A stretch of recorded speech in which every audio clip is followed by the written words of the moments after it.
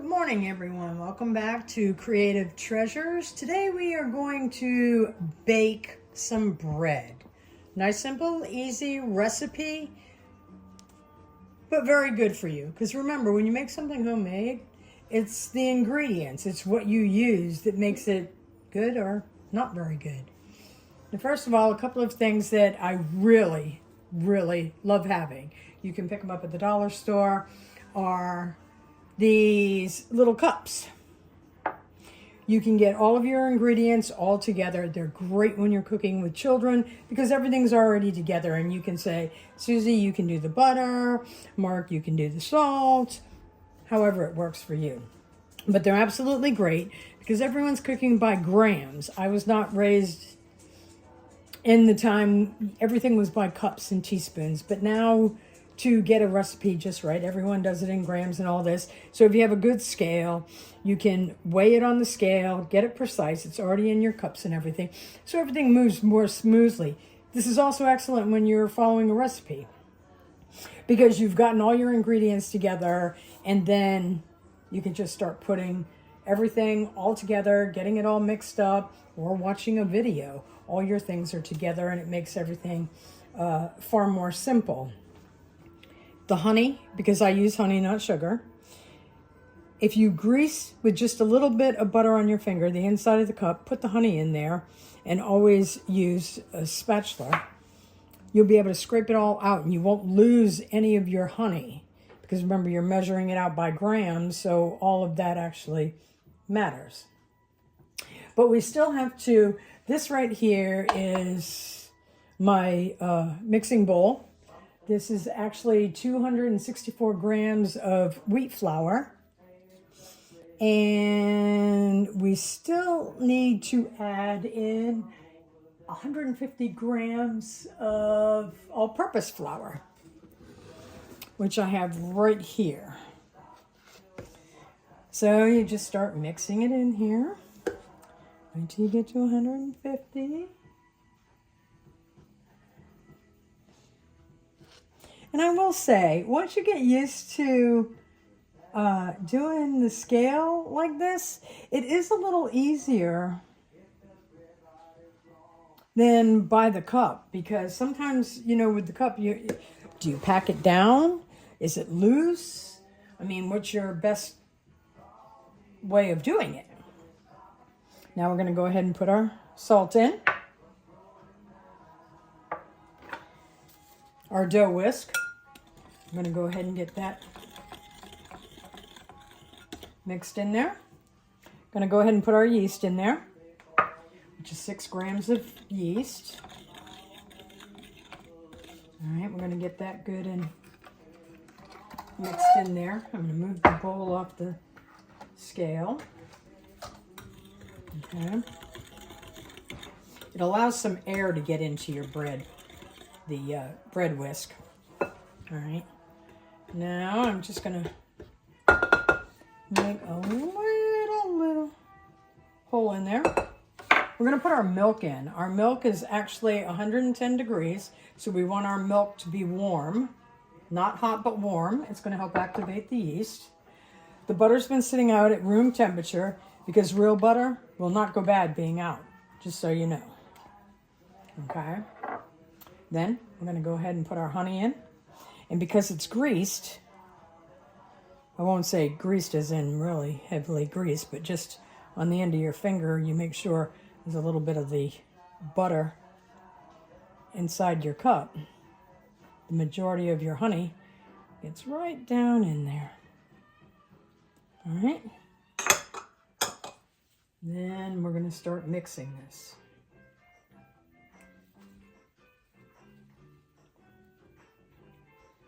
You want to get the butter in there all nice and mixed. I use the golden wheat. I love King Arthur flours. Just the way the company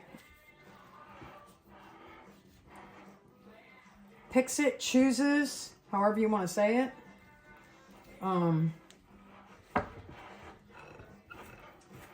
They're just ethically sourced. Now we want to really start getting this. In a second, we're going to have to stop with this. I usually like to be able to feel the texture of the dough with my hand, but I actually hurt myself, and because it's all bandaged up, I do not want that anywhere near the bread. Now we're just going to keep pulling it, grab the side, push it in the middle, grab the side, push it into the middle, grab the edge. I'm going to keep going to the middle. All right. We're trying to make sure it's really good and mixed. And my bread spatula, love this thing. Love, love, love this thing. It scrapes the bowl. See, it gets all your dough, gets everything all scraped properly. It helps you turn it, it helps you knead it. I'm having a little trouble because of that injury on my hand. I'm better off with a couple of fingers, but I did want to scrape my bowl because it is fabulous to scrape the bowl with. Okay. Now we're good and mixed. All right. And another one of my favorite things, although I make my own covers for the dough, is you can get it at the dollar store, you can get it at Walmart. I think they're shower caps, dye caps for dyeing your hair or whatever. You get like 100 of them for 98 cents, a buck. All you do is fit it over the bowl because they're made to fit any size head. And now we're going to leave this rest for about 10 minutes.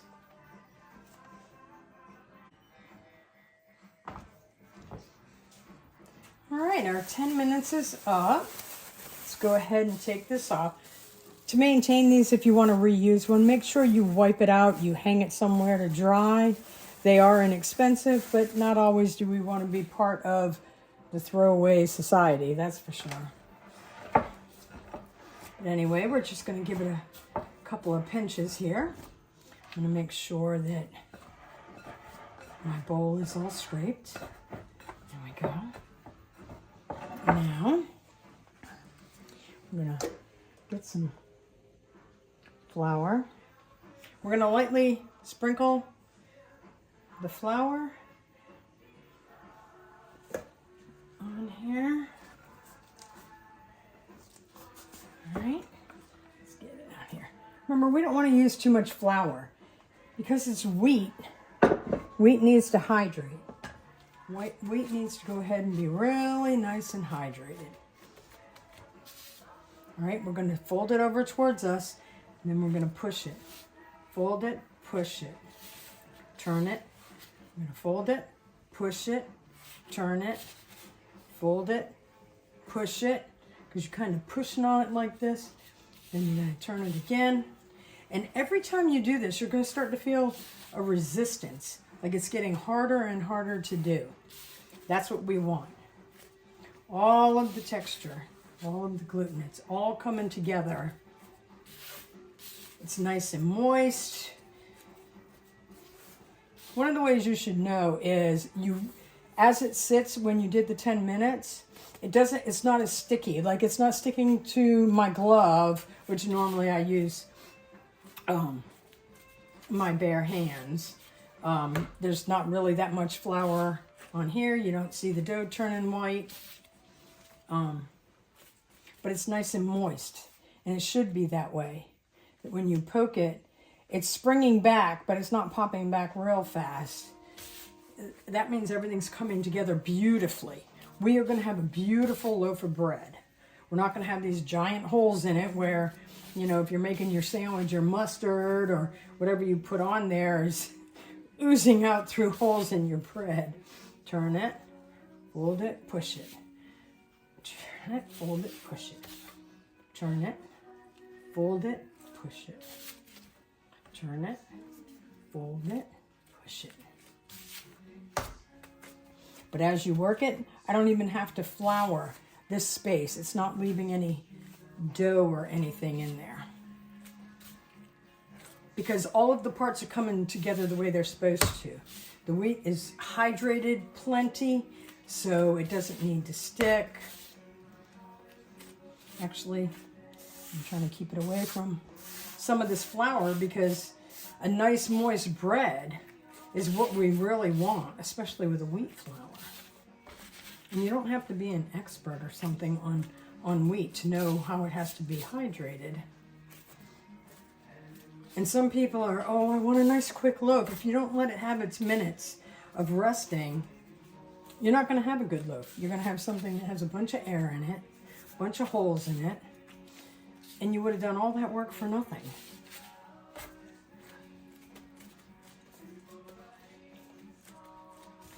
All right. Now, I greased a loaf pan, but one of my hacks is I put a piece of parchment in the bottom. And this parchment I learned from someone, when you put it in the bottom of your pan, not only keeps it clean, but it prevents you from having the overdone extra brown on the bottom of your bread. It kind of puts a layer of protection while the rest of your bread is cooking. It works beautifully. I mean, when you're done with your bread, you'd swear you had it from someone from a store-bought. It's amazing. All right, so now I'm going to stretch it out some because I want it to be the size of my loaf pan. Okay. I'm going to stretch it out some. I'm going to fold it. I'm going to stretch it. I'm going to fold it. You do not want to break it. You know, don't pull it until it all falls apart on you. You're just giving it a little stretch. And when you actually start feeling it, you'll notice it's almost like a rubber band, a gentle rubber band. And we're going to go ahead and pull it some more. Bring in my other hand. And then we're going to go ahead and pinch the sides. All right. We're going to pinch the sides so we have like a heel. You're going to have the heel to your bread. We're going to go ahead and bring our loaf pan in. Okay. I'm going to go ahead and stick them in there. Our seam side is down from where we created the seam from folding it. It's facing down. Okay. Now we're actually going to leave this to rise. And then we'll get ready to put it into the oven. So it'll probably take about an hour for it to rise in a nice warm place. You can take your plastic, put it back over your pan. You can take a damp towel, put it over, you know, if you have a flour sack towel, a nice damp towel, put it over there. Either one is great. And then put it in a nice warm place and let it rise. And we'll be back when it's done rising. Okay, well, she has risen beautifully. She's ready for the oven. We're going to pop her in and we're going to cook her for 30 to 45 minutes. And we'll see you then.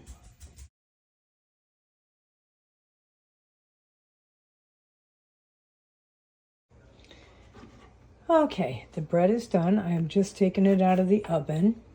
And just in case you were wondering, anywhere between 190 and 210 is the perfect temperature to go ahead and take it out of the oven. That way you don't have to mess up your bread or anything like that. And then we are actually going to take this out of the pan, because you should always take your bread right out of the pan. And then we're going to butter the top of it. Flip that over, but you see how the parchment paper allowed all of this to just be a nice, even golden brown. Now, I am going to flip it over. And yes, it is very warm. I usually sit a little butter on the stove while this is cooking, just in one of these little bowls, and the butter just goes ahead and melts. But actually, if you go ahead and brush your bread right after taking it out of the oven, you'll have nice soft crust when you cut everything. And by the way, when you cut your bread, use an electric knife. You will get the most beautiful cuts if you use an electric knife. It's amazing. But this needs to cool down. That'll take a couple of hours. So when I get ready to cut it, I'll come back. But you see our nice ends. We have nice ends on our bread. Nice big sandwich loaf. The butter's just oozing down everywhere. Yep, yummy. Yes. All right, we're gonna let it cool and then we'll be ready to cut it. All right, everybody, we are back. Our bread has cooled down. My electric knife, it's an antique, but the stinker still runs perfectly fine. When you cut it with the electric knife, you can get much finer cuts and you don't have to, battle with all of these newfangled knives and special bread knives. I mean, I have a couple of bread knives and it'll tear the bread up. It depends on the mood of the knife, I guess. But with my electric knife, every single time I get perfect cuts.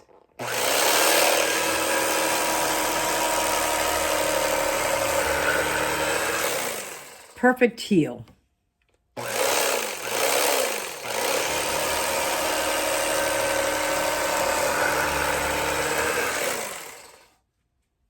I mean, look at that beautiful slice of bread.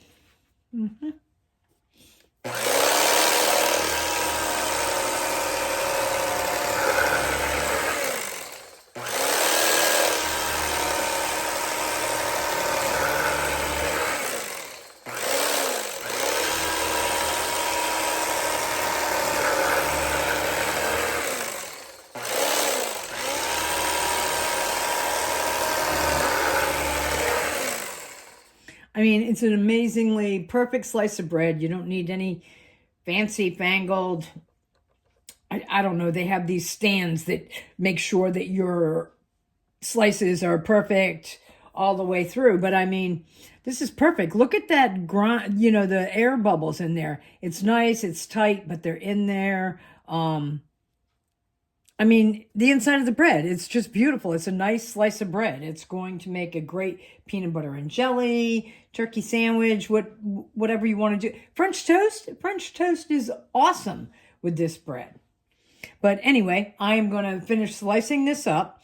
And then I actually have, they're actually called bread bags. They're plain, no Ziploc or anything like that. I pick them up at Walmart. You get 100 bags for like $2. Old-fashioned bread bags with the zip tie. The twist tie. They're nice and big. I'm going to stick it in there. And, well, the bread won't last a week, but it'll last up to a week. And there's no preservatives or anything in it. Remember, you're in charge of the ingredients. You can make your homemade loaf of bread as crappy or as nutritious as you want it to be. You can go really cheap and use crappy ingredients. That's fine. You can use margarine instead of butter and all, but that changes the taste of it. When you use all natural ingredients, you're really feeding your body and you're really helping your soul feel better. Absolutely. All right. Thanks so much for watching. Have a good day.